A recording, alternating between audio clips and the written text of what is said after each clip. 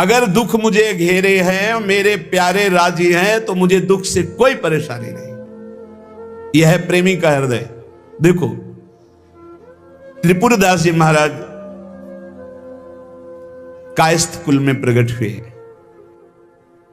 ब्रजमंडल में शेरगढ़ है, वहां इनका जन्म हुआ था, वहां के निवासी थे। और आपके पिता राजमंत्री थे। बचपन से ही भगवत भक्ति के संस्कार थे। जिनमें कुछ दिव्य प्रकाश होता है वो बचपन से भगवत भक्ति का। जिनको ये लगता है कि जवानी में विषय भोग ले और बुढ़ापे में भजन करेंगे तो भूल जाए। बुढ़ापे में मन को प्रभु में नहीं लगाया जा सकता। यदि आपने जवानी में भजन का अभ्यास नहीं किया तो बुढ़ापे में नहीं होगा। बुढ़ापे में प्रपंच ही होगा, पक्का विश्वास मान लीजिए। और जितने भी दिव्य महापुरुष हुए हैं, जिनके जीवन प्रकाशित हुए हैं भक्ति अध्यात्म की ऊंचाई में, वो बचपन से श्री भगवान में लगे।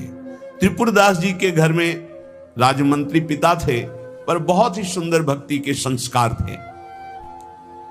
एक बार आप पिता के साथ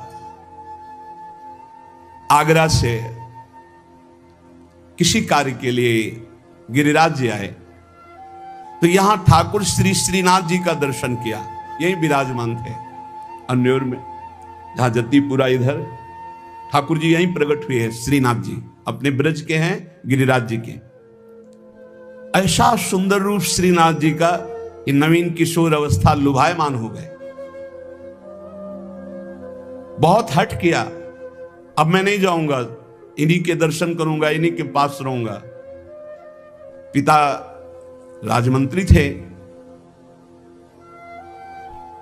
वहां किसी परिचित से कहा, बालक है, हट करता है त्रिपुरदास, इसको हम छोड़ देते हैं 2-4-10 दिन यहां। देखो भगवान का विधान, या श्रीनाथ जी के दर्शन करेगा, फिर हम आदमी भेज देंगे, बुला लेंगे।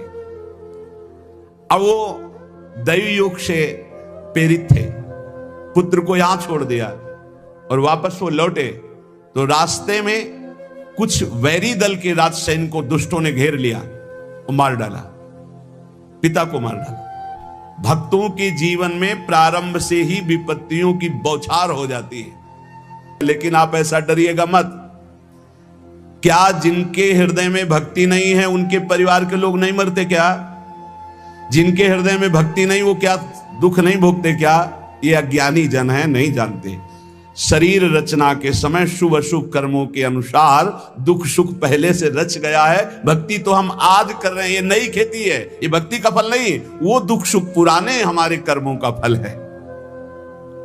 जब आपने सुना, सूचना आई कि तुम्हारे पिता को बैरी दल ने मार डाला है, तो श्रीनाथ जी की तरफ देखा और कहा, आप तो हमारे पिता भी हो, मित्र भी हो, जीवन धन हो।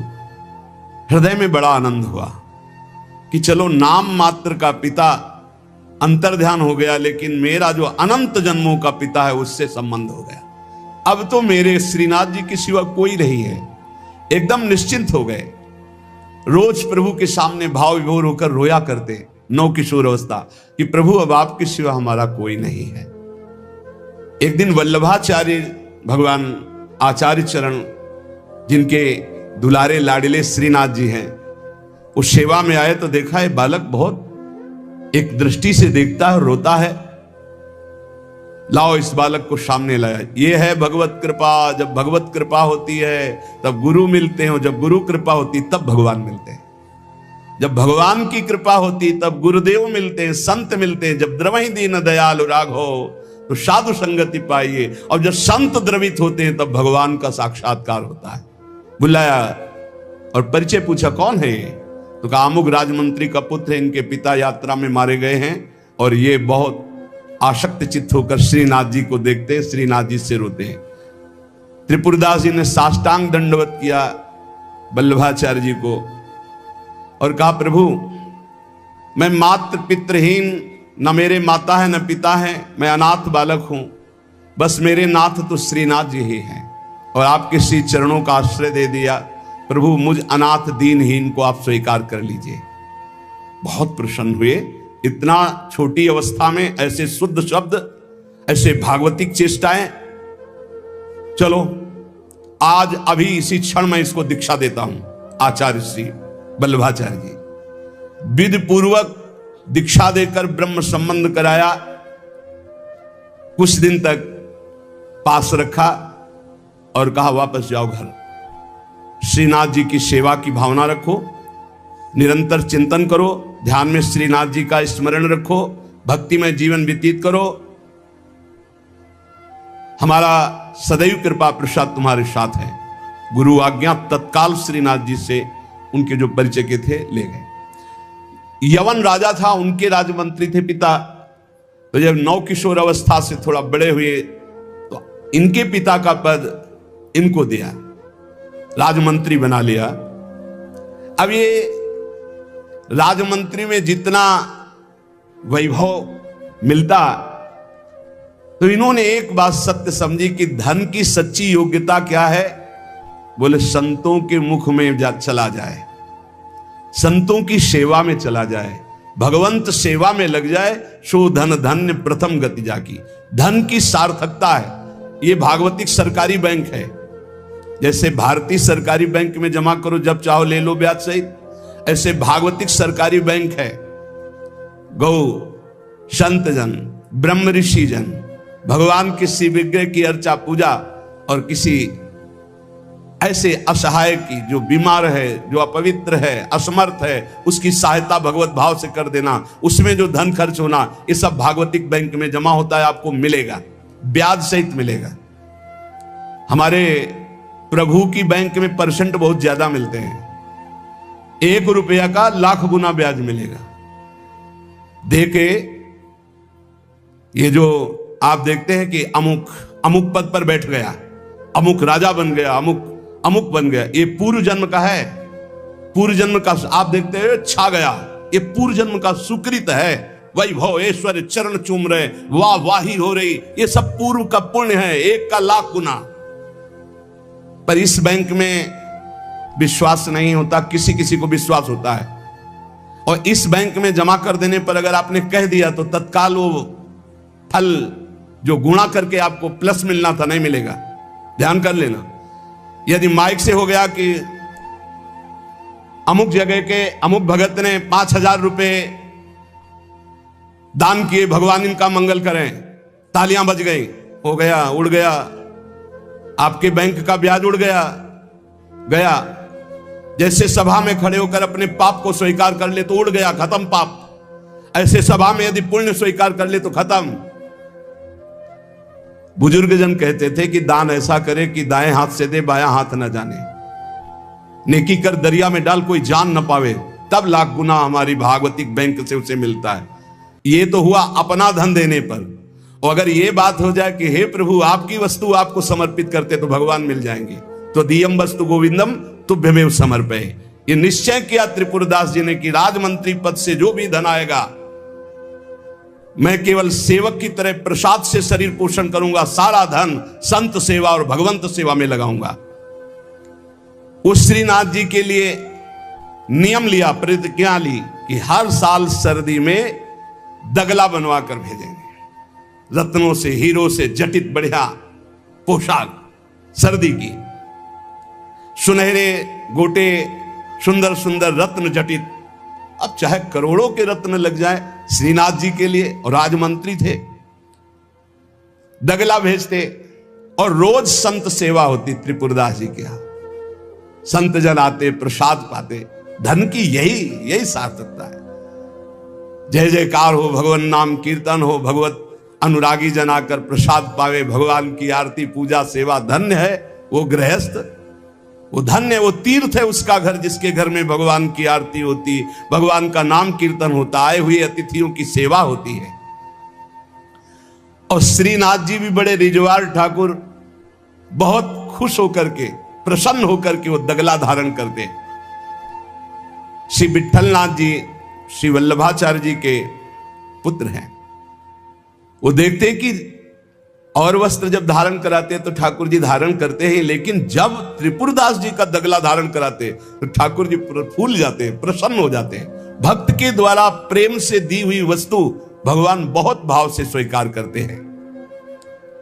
सब दिन होत ना एक समान, एक समय ऐसा भी आता है जो बहुत ही अंधेरे का होता है, एक समय प्रकाश का आता है। जैसे दिन रात ऐसे सुख और दुख। अब यवन बादशाह था, उसके पास द्वेषियों ने सूचना लगा दी कि ये राजमंत्री हैं, आपको पता नहीं है, ये आपके धन का बड़ा दुरुपयोग करते हैं, साधु महात्मा इनके यहां खाते रहते हैं और न जाने क्या क्या खूब लुटाते हैं, आपके यहां से वैभव चुराया जाता है। और वो राजा यवन, उसकी बुद्धि बदल गई, उसने तत्काल आदेश किया सर्वस्व अपहरण कर लिया जाए, त्रिपुरदास जी का सर्वस्व संपत्ति जब्त कर ली जाए। मतलब पात्र भी घर में नहीं रह गए, सब जब्त कर लिया गया। जहां रोज संत सेवा, ठाकुर सेवा, श्रीनाथ जी के लिए बहुत महंगा पोशाक सर्दी की, सब एक पात्र भी नहीं रहने दिया, सब जब्त कर लिया। खाने पीने के लिए एक दाना भी नहीं रह गया, कुछ नहीं, सब जब्त कर लिया, केवल दिवाले दिवाले। अब आप विचार करो, जिसका ऐसा चल रहा हो उसका ऐसा, इसलिए होश में रहना चाहिए।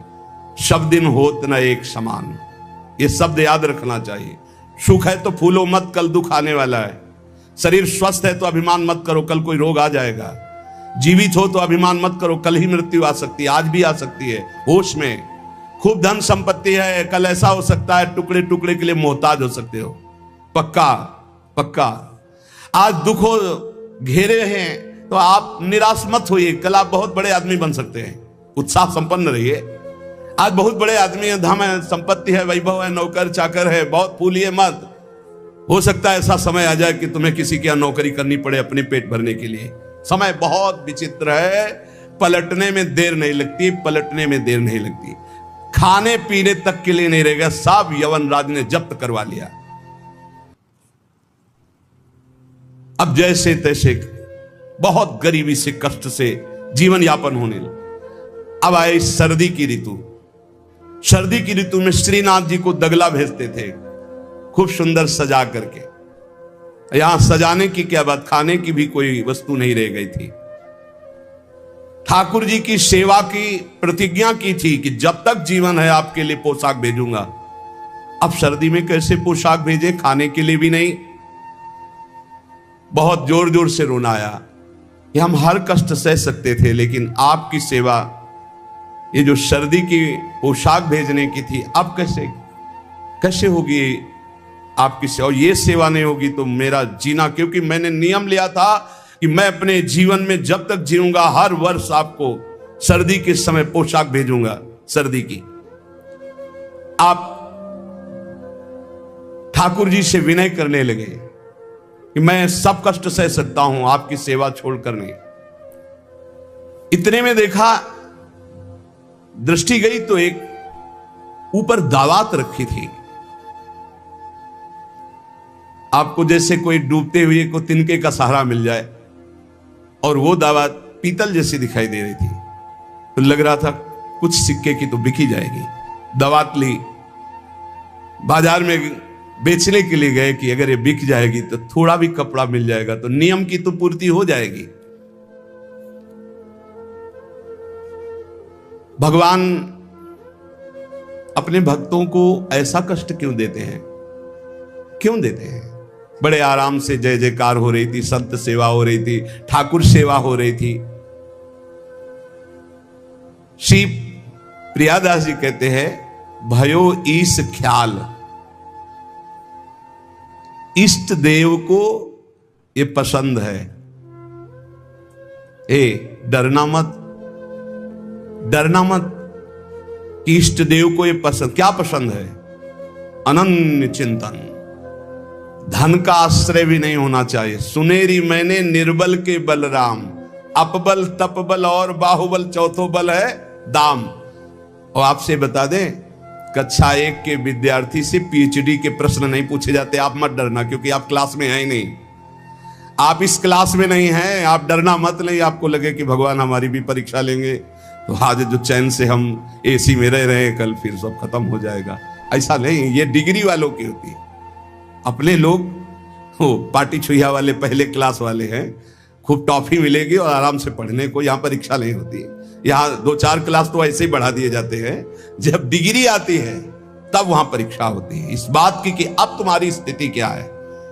त्रिपुरदास जी के ऊपर जो भगवान की विशिष्ट कृपा हुई, ये भगवान श्री कृष्ण चंद्रजू ने युधिष्ठिर जी से कहा। एक बार युधिष्ठिर जी ने कहा कि प्रभु ऐसा भी आपका नाम लेते हैं, धर्म से चलते हैं, कोई कदम भी कहीं अधर्म नहीं। अर्थ समझ लो भाई, डरना नहीं, डरना ले ली। इसलिए बीच में कह रहे कलयुगी भगत है, ये ले अपनी कंठी माला अनुग्रहामि, बहुत अनुग्रह, हमें नहीं चाहिए आपका अनुग्रह। भगवान ने युधिष्ठिर जी से कहा यस्याहम अनुग्रहणामि, जिसे मैं स्वीकार कर लेता हूं कि मेरा है, उस पर मैं कृपा करता हूं। हमने ये देखा, पहलवानों से भी मिले हैं, वो कुश्ती में अपने जन को वहीं पीटते हैं जहां से कमजोर होते हैं। जैसे यहां मारा, अब 1000 बार यही मारेंगे, वो 1000 बार मारेंगे यही थपाड़ा, 1000 बार मार के फिर गिरा के टिहुना से मारेंगे यहां, और जब टिहुना सह गए तब कहेंगे ठीक है लड़ो, क्योंकि हमने पक्का कर दिया अब यहां तुम्हारे कोई मारे तो तुम फेल नहीं होगे। ऐसे कुछ जगत गुरु श्री कृष्ण हैं। हमारा ये पार्षद कमजोर कहां से हो सकता है? जहां कमजोर वहीं मारा जाता है। बड़ा सुविधा होगी तो सुविधा पर ही मार चलेगी, अब सुविधा के बिना भी भजन हो सकता है। उस समय तुम्हारी मांग क्या होगी, सुविधा या भगवान? त्रिपुरदास जी किस लिए रोए कि आपकी सेवा का प्रण लिया था, उस सेवा की पूर्ति। भगवान कह रहे कि जिस पर मैं कृपा करता हूं पहले उसका धन बल अपहरण कर लेता हूं, ये धन बल अपहरण कर लेता हूं। जब वो निर्धन हो जाता है तो सगे संबंधियों का अपहरण कर लेता हूं, या तो सगे संबंधी छोड़ देंगे। देखा ना, पिता रास्ते में ही राधे श्याम। बहुत कृपा समझना कठिन है। सुनाया था एक बार भगवान शंकर की कृपा। माता पार्वती जी से कहा चलो मैं आपको अपने भक्त के दर्शन कराता हूं। बोले चलो प्रभु। तो बोले पहले अभक्त के दर्शन कर लो, तब भक्त के दर्शन आप सुख पाओगी। तो गए तो सुपारी कतर रहे थे बैठे, इसमें बढ़िया गद्दा लगा हुआ था, गिरदा लगा हुआ, 50 गाय 50 भैंसे दूध दुही जा रही थी। प्रातःकालीन का समय था। संत वेश में गए और कहा भगत जी 100 ग्राम दूध दे दो, शालिग्राम भगवान को स्नान कराना है। चल दिया सुबह से, और क्या क्या बोलना शुरू। महादेव जी ने कहा हे भगवान, जितनी संपत्ति और वैभव इससे दुगना इसकी कर दो। माता जी ने कहा अवघड़ इसीलिए कहा जाता है इनको, बड़े अवघड़ नाथ है। 100 ग्राम दूध नहीं दिया, गाली दिया, ऊपर से कह रहे संपत्ति कर दो दुगनी। बोली नहीं पर अंदर अंदर बहुत विचित्र और डरदानी है इनका। आशुतोष बोले चलो भगत के दर्शन। बोले अभक्त तो ऐसा था कि अगर आप साथ ना होते तो इसको भस्म ही कर देती हम, क्योंकि अंबा तो शक्ति है। आपका अपमान। अभक्त ऐसे ही होते हैं, तुम्हें नाराज नहीं होना। भक्त के पास गए, एक झोपड़ी फूस की, एक गाय, और उसी फूस की झोपड़ी में माँ उसकी मैया रहती थी। गए, जो देखा संत तो साष्टांग दंडवत किया, आओ बैठो बैठाला। 100-200 ग्राम गाय का दूध होगा, वो बढ़िया पान करने को ले दिया। प्रभु थोड़ी देर भगवत चर्चा हुई। भगवान शिव ने कहा अच्छा भाई चलते हैं, हम तो विचरण करते रहते हैं। बोले संत भगवान कभी पुनः कृपा करके आना। कुटिया के बाहर निकले और कहा हे करुणा निधान भगवान, इसकी गैया और मैया दोनों हटा दो, मार दो। अंबाजी ने कहा आप बर्दाश्त नहीं होगा।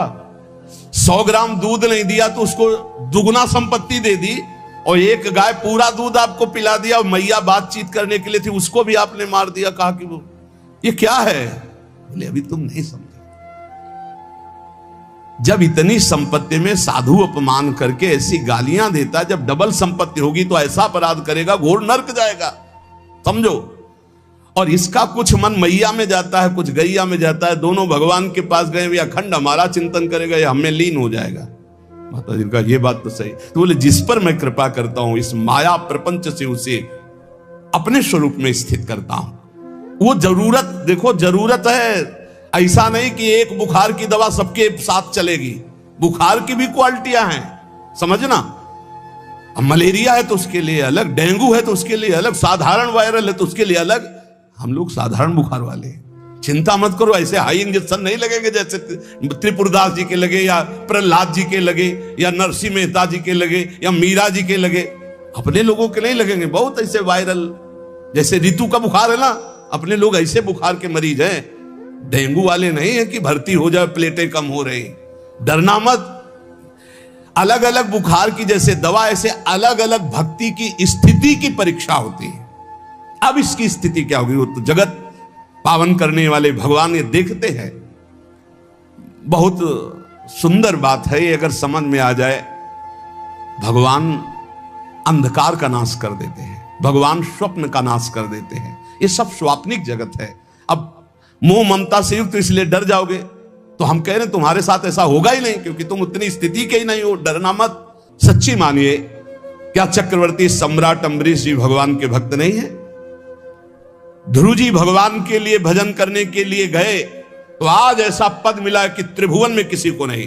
सुदामा जी को दरिद्रता प्राप्त थी और सुदामापुरी की रचना हो गई, जैसे द्वारिकापुरी की रचना। आप हमारे श्री कृष्ण के प्रति ऐसा ना सोचे, ये जो कह रहे हैं बड़ी गुप्त बात है।